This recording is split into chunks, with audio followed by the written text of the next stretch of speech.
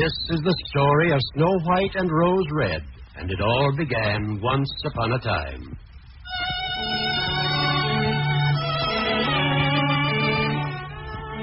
There was once a poor widow who lived in a lonely cottage.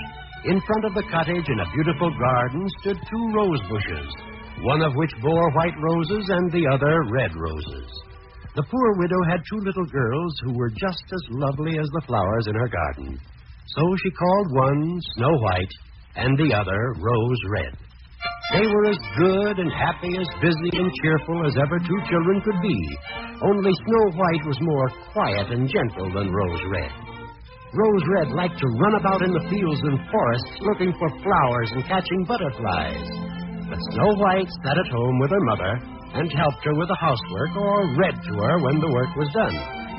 The 2 children were so fond of each other that they always held each other by the hand when they went out together. When Snow White would say, "We will never be apart," Rose Red would answer, "Never as long as we live." And their mother would add, "What one has, she must share always with the other." Snow White and Rose Red kept their mother's little cottage so neat and clean, it was a pleasure to look inside. And in the winter, a crackling fire licked at the copper kettle and made shadows dance across the walls. One evening when the wintry wind was howling outside and they were sitting comfortably inside, there came a knock at the door. The mother said, "Quickly, Rose Red, open the door. It must be a traveler who wants to come in out of the cold." There stood a great shaggy bear with his big black head already inside the door. Rose Red screamed and sprang back, and Snow White ran and hid beside her mother's bed. But the bear began to speak and said, "Don't be afraid. I won't harm you. I'm half frozen and only want to warm myself a little beside you." "Poor bear," said the mother, "lie down by the fire. But you take care not to burn your coat." And then she called, "Snow White, Rose Red, come out. The bear will do you no harm. He means well." When they came timidly into the room again, the bear said, "Here, children, knock the snow out of my coat a little." So they brought a broom and swept the bear's fur clean. Then the big fellow stretched himself out by the fire and growled his thanks. In a little while, he was fast asleep, snoring as only a bear can snore. After that, the bear came every evening to the little cottage, laid himself down by the hearth, or played with the children as much as they liked. They got so used to him that the doors were never fastened until their big black friend had arrived.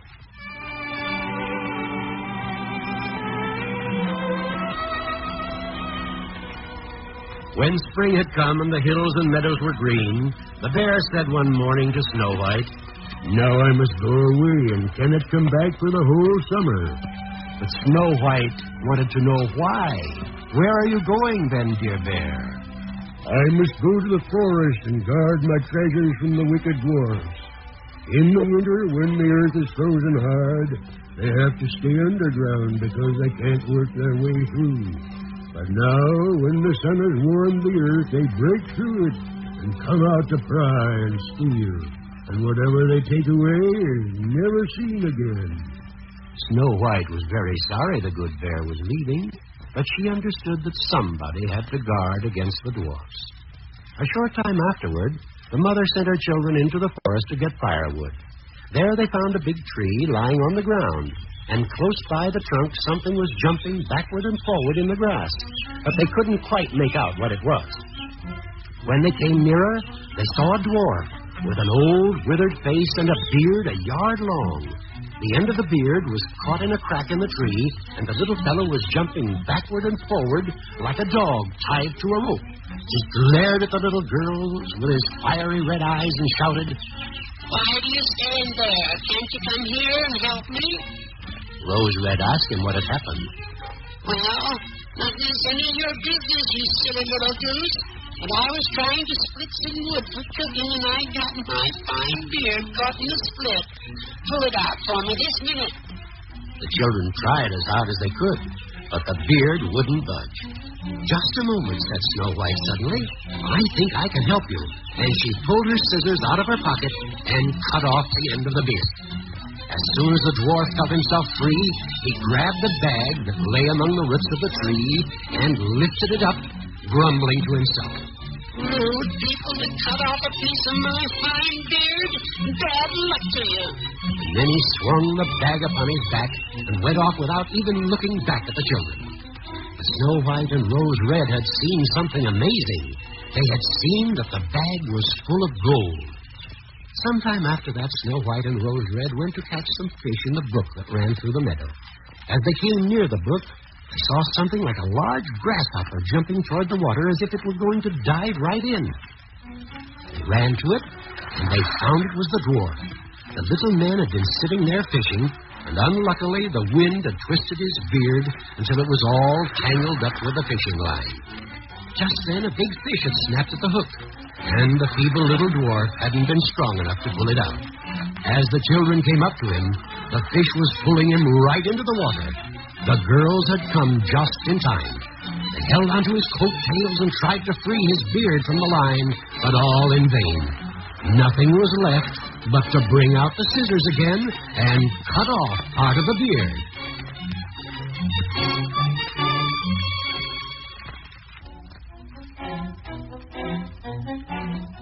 When the dwarf saw that, he screamed out, "You stupid little fools! Wasn't it enough to clip off the end of my beard? Now you've cut off the best part of it. You should be made to run the soles off your shoes." And with that, he took up a sack of pearls from a clump of grass and stumped off across the meadow. As the girls crossed the field on their way home, they came across the dwarf once again, counting his money and his jewels. When the dwarf saw them, his ash-gray face became copper-red with rage.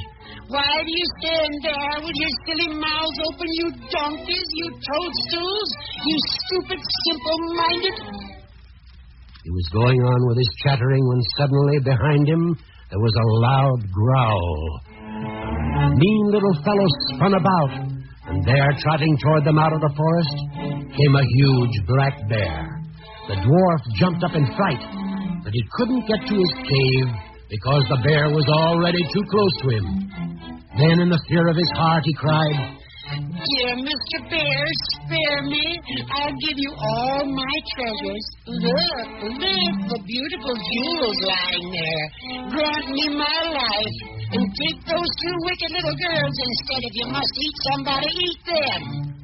The bear paid no attention to his words, but gave the nasty little creature a single blow with his paw, and the dwarf went tumbling head over heels into a bed of thorns, where he lay still. The girls had run away, but the bear called to them, "Snow White and Rose Red, do not be afraid. Wait, and I'll come with you." And then they knew his voice and waited. And when he came up to them, all of a sudden his bearskin fell off, and he stood there, a handsome prince, clothed all in gold. "I am the youngest son of the king, and I was bewitched by that wicked dwarf who had stolen my treasures.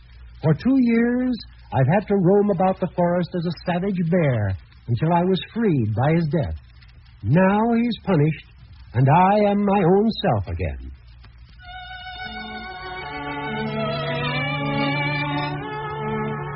Snow White was married to him, and Rose Red to his brother. They divided between them the great treasure that the dwarf had gathered together in his cave. The old mother lived peacefully and happily with her children and the 2 princes for many years. She had brought the 2 rose bushes with her to stand before her window in the castle, and every year they bloomed with beautiful flowers, white like the snow, red like the rose.